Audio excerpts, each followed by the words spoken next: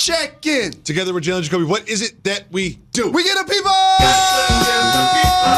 what they want. Jalen? Yes, sir. We have some interesting news coming out of the nation's capital. It does not involve the Nationals.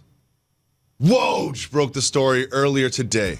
Bradley Beal signed a 2-year, $72 million extension. We had Wale in studio yesterday. We're talking about the Wizards. And one thing I did to prepare for the show is I looked at the Wizards roster. And it's not the most impressive roster out there. So they lock in Bradley Beal for 2 more years. Jalen. Yes. What does this tell you about the Wizards' plan moving forward? So, shout to Tommy Shepard, who's a friend of mine. We were both in Denver at the same time. Oh. So both of us watched each other's trajectory come to a point where I'm doing national television shows, and he's the general manager, president of the Wizards. And what I will say is, in an era where players get so unhappy really quick and want to be moved, when they look at a roster like you just said, look at a conference and know that they're not a contender. Not close. And want to get traded. Yes. Like if someone told me there's going to be Bradley Beal news this morning, I would say he either asked for a trade or got traded. Now he's signed to stay in Washington. Can I tell you my favorite thing about Bradley Beal? Yes, you can, sir. Besides the fact that he's 20 years younger than me and people say we look alike, he's the only all-star the last 2 seasons to play all 82 games. 2 years in a row. You know how much I like that. I know you love that. Right? I know you love that. Also, plays defense. Correct. Doesn't just play offense. Dribble passes, plays defense. shoot, continue to improve his playmaking ability, will dunk on you. I love his court demeanor. I like the fact that he's doubling down on one of my favorite nicknames. John Wall is the hustle. He's when he has the basketball, going end to end, getting you 10 assists, getting you 2 steals. And Bradley Beal reminds me of Ray Allen, reminds me of Allen Houston with a handle. There's one aspect to this deal that we should talk about. It's a 2-year deal, which means when that is up, there's a potential for him to sign a 5-year, $266 million deal. So if he plays 82 games for the next 2 years and he comes to that all-star level and puts himself in position to sign a 5-year, I'm going to say it again, $266 million deal, maybe that's what he has in mind when he signed this piece of paper this morning. But also, I appreciate the enthusiasm that dynamic duos have brought us across the league. With the Lakers, with the Clippers, with the Rockets, with the Mavs, the Philadelphia 76ers. But you know what I also appreciate, and I'm going to keep bringing this up all year, so if you get tired of me talking about this, probably already this is the wrong program. I also like those players that say, like Jimmy Butler, I want to craft my own path to success. That's what Bradley Beal is doing right here. I guess. It could have been so easy for him to say, I want to go join. That's what I would do. X team. I'm gone. I'm looking around and I see Ian Mahinmi and Mo Wagner and Ish Smith. I'm like, I'm out of here. No shots at those guys. Correct. But let me tell you the difference between you and him. I want that $266 million. That's what I want. The Lakers. Because you know what I could do with that money, right? I could buy as many rings as I want. The Lakers and the Warriors met in the preseason late last night, and Anthony Davis and LeBron James didn't put up huge numbers, but there were some flashes of absolute brilliance from both of them last night against the Warriors. Now, Anthony Davis had a quick something to say about his new teammates and LeBron James. Let's listen to AD. I was joking with LeBron earlier. Said it's the first time in a while where, I can have 5 or 6 points, whatever it was, at halftime, and we're up 30. Everybody has a role, and when you have guys all over the board who can score the basketball, you don't need to do everything every possession. This is what happens when you decide winning is the most important thing. I'm not an all-time great player, but one thing I learned at a very young age is to buy into a system and to buy into a program. I was like, I'm going to Detroit Southwestern High School because it's a basketball factory. And in 9th grade, you playing JV. Top flight middle schooler, you on JV. Same with the University of Michigan being a part of the Fab Five. And that's what I love about KD also. When he played with Russ, there were games, I look down at the stat sheet, both of them have 40. Yep.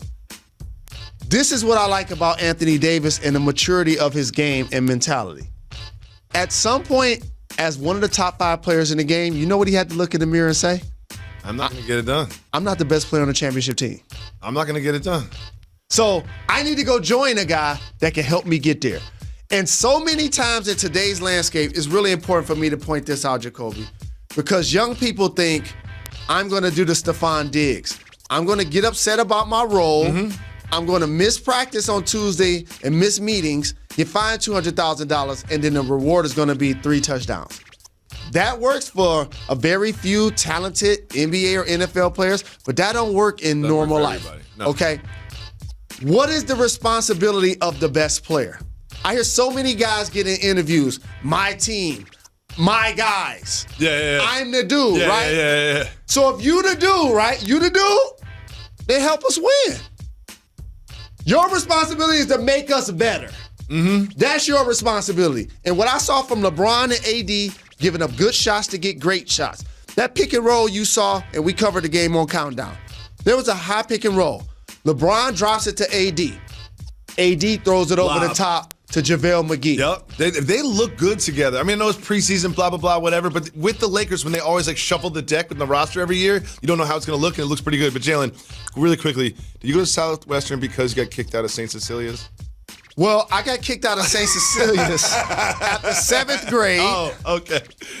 And then I went to Precious Blood, and that's when I came into my own. Oh, okay. I was upset. I'm sure you were. There were games, just so you know, there were games in 8th grade where we had 45 points and I had 39. So you were an upset Jalen. We have another upset Jalen in the news, Jalen Ramsey. But he's no longer upset. He had this to say about the new lease on life he has in Los Angeles.